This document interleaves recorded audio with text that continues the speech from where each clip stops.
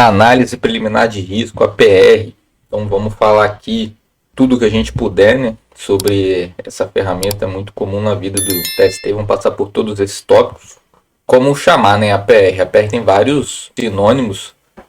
Então a gente vai chamar de APR, né, análise preliminar de risco, APP, análise preliminar de perigos, AST, análise de segurança da tarefa, AR, análise de risco, e tem os termos em inglês, JSA e JHA. São esses dois termos aqui, né? Então, tudo isso refere-se ao mesmo documento. Algumas empresas podem ter finalidades diferentes para cada um, né? Usa a PR para segurança de processo, usa a R para segurança ocupacional. Então, isso pode acontecer também, mas aqui no vídeo a gente vai chamar tudo de APR, que é a análise da atividade mesmo, né? Eu particularmente gosto do termo AST, análise de segurança da tarefa, que é a tradução literal desse termo em inglês aqui. Então vamos lá. O que é uma PR? Uma PR é um documento que foi feito para mapear os riscos de atividades e propor recomendações para minimizar esses riscos. Então a essência é muito simples, não tem mistério. E é um documento que ele não tem padrão, não tem uma norma que vai dizer você tem que seguir esse formulário. Então várias instituições sugerem alguns modelos, mas não somos obrigados a seguir um especificamente. Cada empresa, né, desenvolve seu próprio modelo de APR, e a APR deve ser ajustada conforme as particularidades, né, das atividades realizadas. E o importante, no final das contas, é a eficácia na prevenção de acidentes. Independente do seu modelo, se esse item que for cumprido, é o que está valendo. Então, qual que é a importância, né, da gente ter a PR? Por que ela é feita? Então, ela é feita para identificar os riscos de uma atividade, ela é essencial para minimizar os riscos, né? Então, para que a gente consiga fazer isso, a gente tem que identificar as tarefas, identificar os riscos e propor melhorias para minimizar os riscos. E, obviamente, ela vai ajudar a prevenir acidentes, garantir a segurança dos trabalhadores. E também ela proporciona o envolvimento dos colaboradores, né? Então é uma ferramenta que é muito boa para aumentar o senso de responsabilidade dos colaboradores pela atividade que eles estão executando. Então eles que têm o conhecimento prático, né, dos riscos associados a cada tarefa, e a participação deles aumenta a eficácia das recomendações. Para ter a participação dos colaboradores, é necessária a criação de um ambiente seguro para compartilhar experiências e sugestões. E como é que funciona a estrutura da APR, né? O que tem que ter nela, o que é essencial, o que não é, apesar de não ter o padrão, né, a norma definindo exatamente, mas todos os modelos que a gente vê em qualquer literatura vão ter pelo menos isso aqui, ó, tarefa ou atividade, que é a descrição passo a passo de cada atividade, a identificação de perigos ou riscos, né, que é associada a cada tarefa, e recomendação de controle, que são as medidas para evitar ou minimizar os riscos. Isso tem qualquer modelo que a gente pesquisar na internet vai ter essas três informações. E podem ter informações que são importantes também, mas que não necessariamente são obrigatórias, né?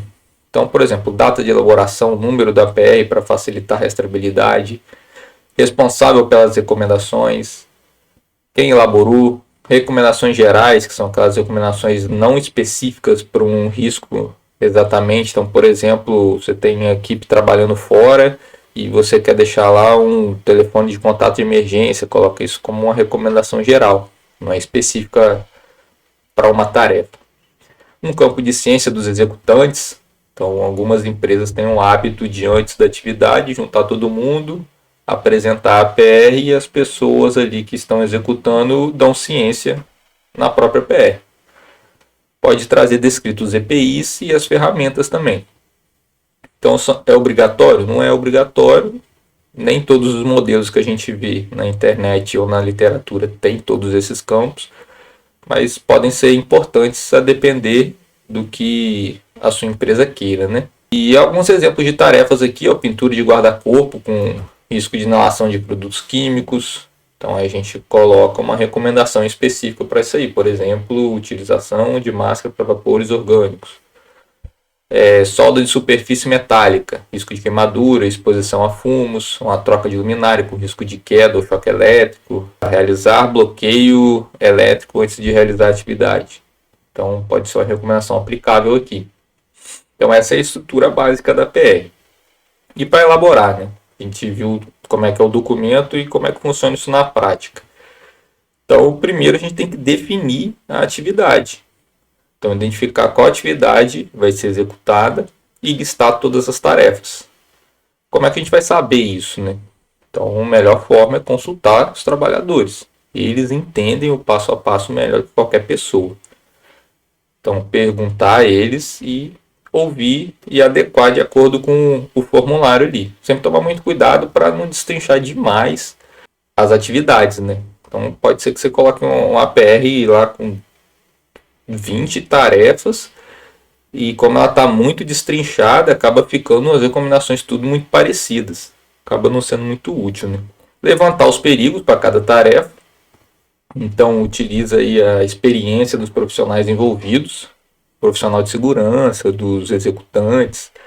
Considerar fontes diferentes de informação. Então, a gente pode ter algum perigo associado a algum equipamento e essa informação está lá no manual de segurança, ou então algum produto químico, essa informação está lá na ficha de dados de segurança.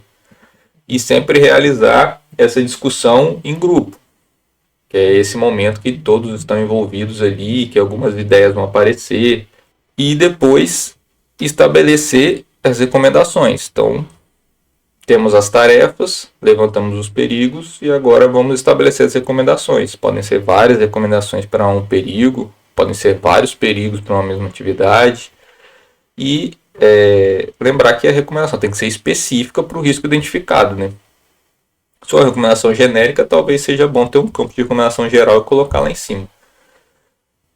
Pode-se utilizar normas de segurança aqui também, manuais de equipamento como referência e outras fontes de informação, né? E importante, garantir que as recomendações sejam práticas e aplicáveis no dia a dia. Por quê? Colocou na APR, virou lei. Tem que ser aplicado na área. Não adianta chegar lá, mas isso aqui não dá para fazer. Ué, tá na APR, quer dizer que a equipe que planejou identificou isso e que achou necessário isso. Agora, se não dá para aplicar, tem que ver o que aconteceu, né?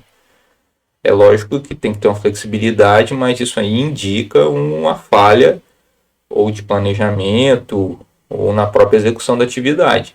Então, em teoria, isso não deveria acontecer. E algumas considerações finais aqui, né, a respeito de APR, que são bastante importantes. Por exemplo, a APR não é feita por Tec Segurança, ela é feita por os colaboradores. Então, ela não é feita para ser um documento que vai ficar arquivado, apesar de ter que ficar arquivado, né, mas não é o intuito dela. Ela é feita para os colaboradores. E por que a gente tem que ter isso em mente?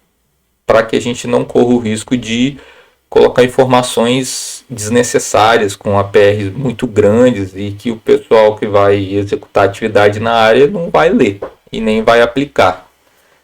Então a gente tem que ser o mais claro e objetivo possível e pensar em quem está lendo as informações, que a APR é para essas pessoas. Uma equipe multidisciplinar, apesar de não ser uma regra clara na literatura, mas é altamente recomendável, né? Porque a responsabilidade da segurança do trabalho não é exclusiva do técnico de segurança, apesar de muitas empresas ainda terem essa mentalidade.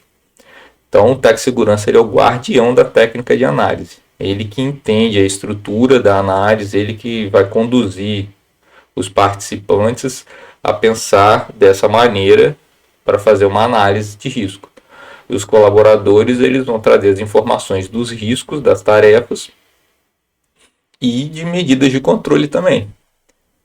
E o dono da área, se tiver um dono da área ou dono do equipamento, se é uma pessoa diferente, ele que vai saber sobre o local.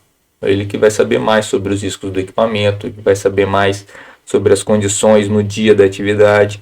É lógico que todos podem saber um pouco de cada área, mas é interessante que tenha essa equipe multidisciplinar, porque cada um pensa no seu, né? Aí junto tudo, fica uma análise mais completa. E o tamanho da PR? pô, será que a minha PR tem que ser grande, tem que ser pequena? A gente tem que ter em mente que uma PR extensa não garante qualidade. O foco tem que ser na relevância das informações. E lembrar de quem for ler essas informações. Será que os colaboradores que estão na área vão ler essa PR extensa, muito grande, com texto de norma dentro dela? Será que eles vão aplicar tudo isso que está lá dentro? Apesar de ser obrigatório, né, mas a gente também tem que facilitar. Uma PR concisa pode ser eficaz se abordar todos os riscos relevantes. Então, é isso aí que a gente tem que ter em mente. Tem que ver o que é relevante para a atividade e quais os riscos ali que a gente quer mitigar. E o essencial é que a equipe tenha mapeado adequadamente os riscos e recomendações. Então, ela não precisa ser grande, não. Uma PR grande não garante a qualidade. Então, o essencial é que ela tenha ali o necessário. Se for para ser grande, que seja, mas que tenha tudo o que é necessário. Então, esse é um resumão aí sobre a PR, galera. Tem esse vídeo animado aqui do canal, quem quiser conferir lá também. É um vídeo mais curto, né? Tem menos informações. Então, considera aí curtir e seguir a gente. E um abraço, obrigado aí quem ficou até o final.